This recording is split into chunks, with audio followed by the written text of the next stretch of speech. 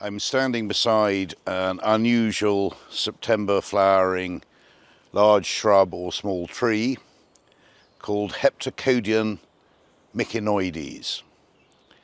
And the common name in China where this plant originates from is the seven son of Zhejiang.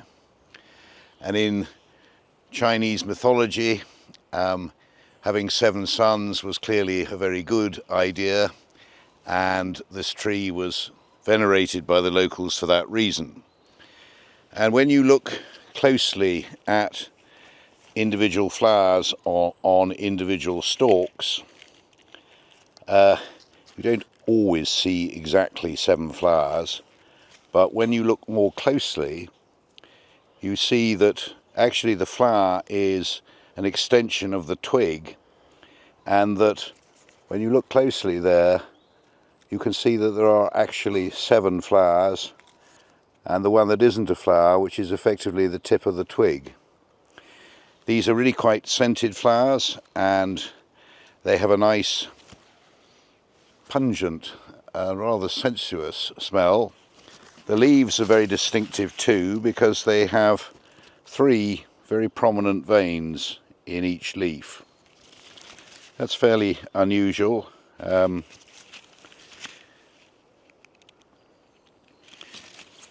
plant is just coming into flower, as you can see, and possibly in another week's time it's going to be very much more floriferous.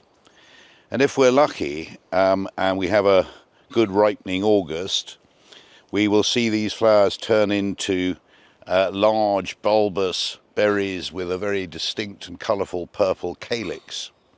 And the other thing this tree has, we're going to have a bit of a struggle to get in and see it, but it has the most beautiful peeling bark. And you can just see down at the base of the trunk how the bark is starting to flake and peel. And when we look a bit further up, you see how it peels vertically. And in maturity, this becomes very much more pronounced.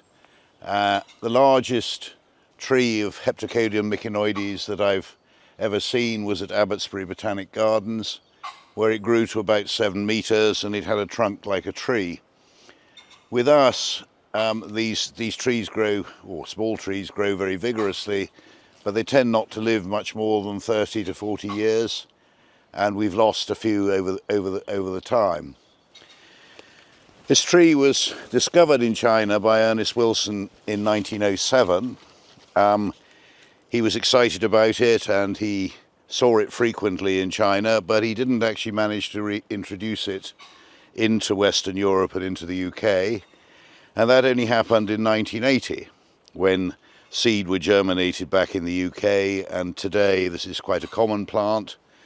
One of Bernco's nursery's top sellers, because it's, a wonderful thing to have something in full flower like this in mid-September.